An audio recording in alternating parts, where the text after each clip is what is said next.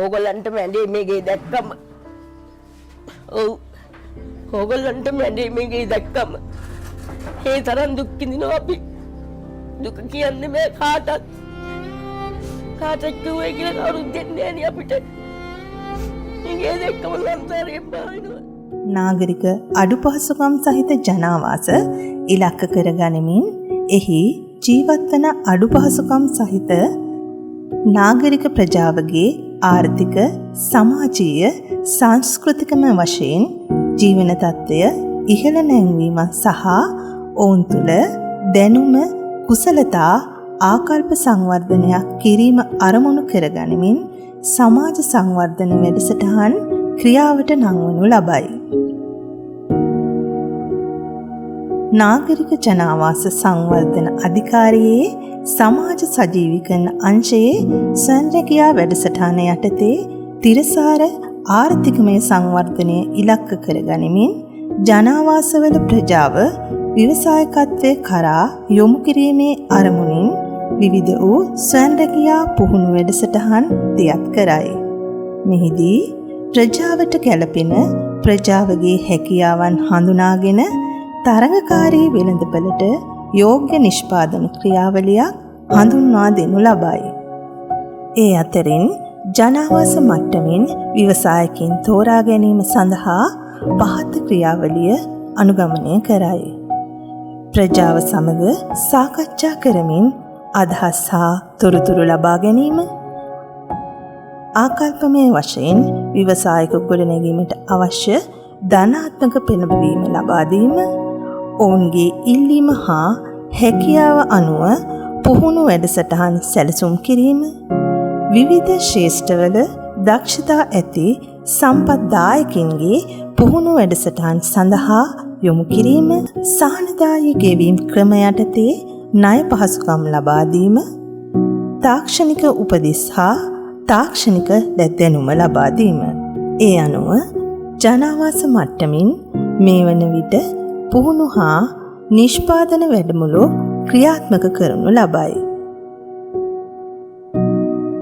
ඒ අතර බතික් නිෂ්පාදනය, ඇඟලුම් ආශ්‍රිත නිෂ්පාදනය, සබන් නිෂ්පාදනය, පහන් තෙර ඇතුළු පූජා භාණ්ඩ නිෂ්පාදනය, බයිට් වර්ග හා ආහාර ද්‍රව්‍ය නිෂ්පාදනය, විජලන තාක්ෂණය ආදී විවිධ ක්ෂේත්‍ර ඔස්සේ දීප ව්‍යාප්ත මට්ටමින් ව්‍යවසායකින් බොහොමයක් මෙම වැඩසටහන යටතේ සාර්ථකත්වයට පත්ව ඇත.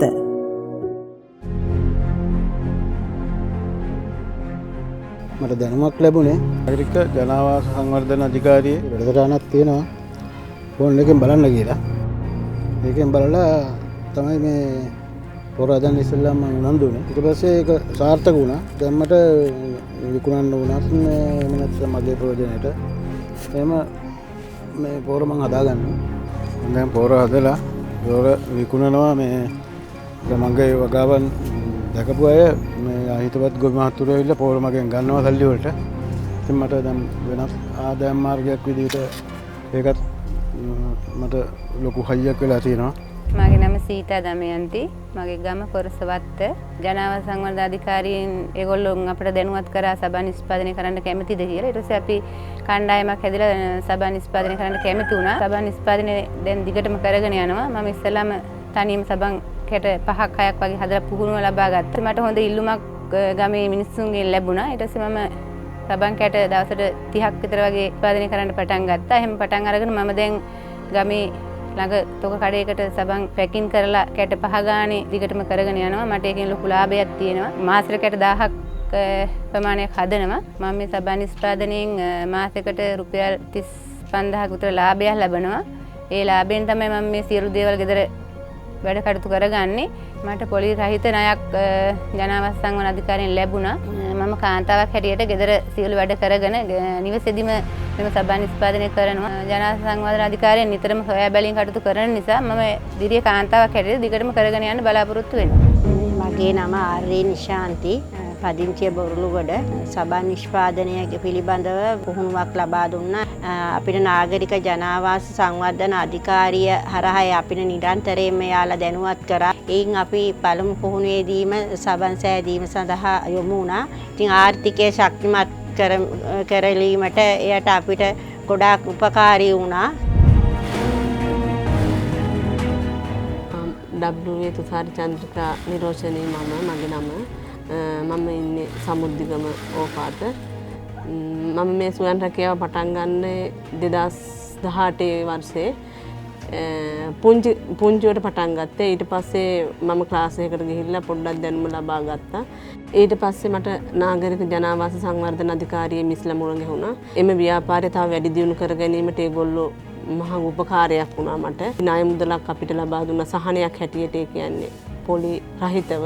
ඒගොල්ලන්ට මම ගොඩාක් ස්තුති කරනවා. මගේ නම වජිරාණි සමන්තිකා. මාතර හාමුගවත්ත මාතොටගම ගම්මානයේ ජීවත් වන කෙනෙක් මම ස්වයං රැකියාවක් වශයෙන් ළමහා කාන්තා ඇඳුම් මැසීම කරනවා. ඒක මම තනියම තමයි කරන්න පටන් ගත්තේ මුල් කාලේදී.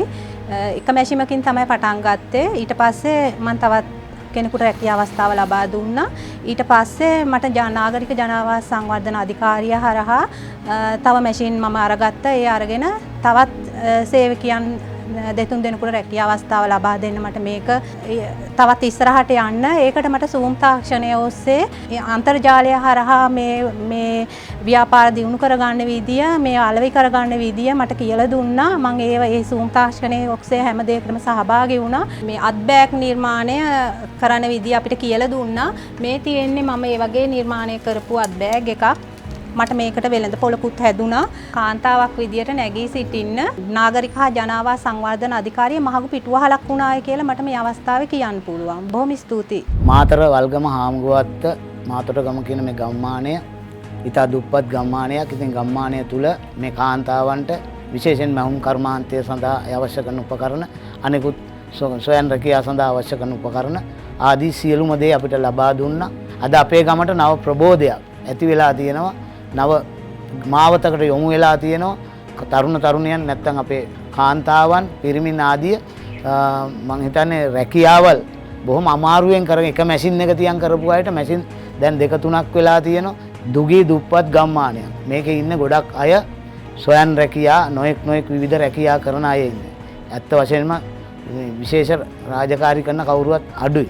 ඉතින් ඒ අයට මේ ජනාවාස සංවර්ධන අධිකාරිය තුලින් ලබා දුන්න මේ උපකරණ කට්ටල තුලින් සහ ලබා දුන් සහයෝගය තුලින් මම හිතන්නේ ඔවුන්ගේ දිරිය මේ අද රටේ පවතින තත්ත්වය අනුව ඉහළට නංවා ගන්නට ලොකු අත්වලක් අපිට ලබා දුන්නා. ඒ ගැන මම බෙහෙවින්ම ස්තුතිවන්ත වෙන්නට ඕන.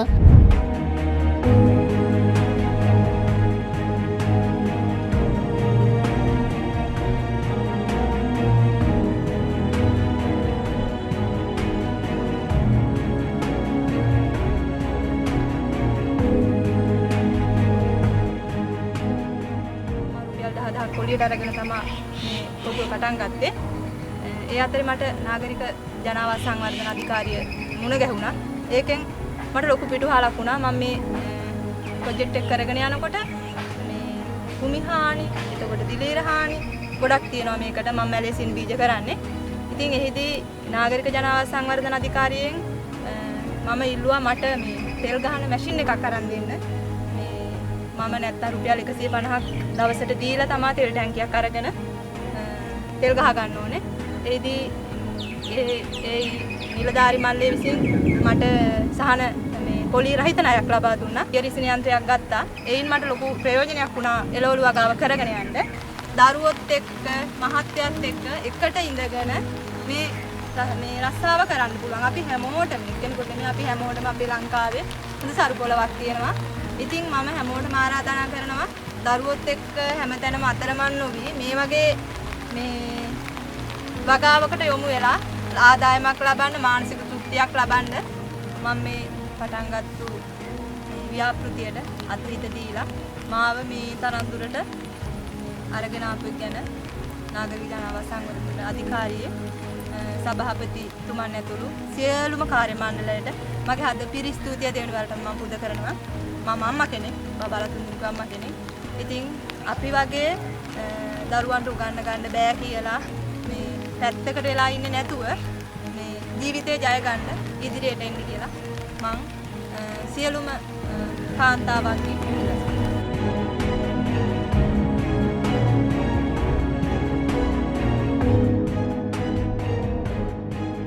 අප අධිකාරිය මගින් ඔවුන්ගේ නිෂ්පාදන තරංකාරී වෙළඳපොළ තුළ අලෙවිකර ගැනීමටත් ඔවුන්ට නව වෙළඳපොළ සම්බන්ධතා ගොඩනගා ගැනීමටත් විවිධ වැඩසටහන් දියත් කරමින් නැත. ඒ අතර වාර්ෂිකව සෙත්සිරිපාය පරිශ්‍රයේ පවත්වනු ලබන ස්වයංරැකියා වෙළඳපොළ, මහර ස්වයංරැකියා වෙළඳපොළ, බොරැල්ල ස්වයංරැකියා වෙළඳපොළ, මාතර ස්වයංරැකියා වෙළඳපොළ හැඳින්විය හැකිය. වදනයක් සඳහා ව්‍යවසායකත්වත්වල වෙළඳ ප්‍රදර්ශනය 2023. ඉතින් අපිත් සමග සම්බන්ධ වෙලා ඉන්න මේ ව්‍යවසායකින්ගේ අදහස් අපි දැනගනිමු. ඔබතුමීගේ නම? මාලිකා.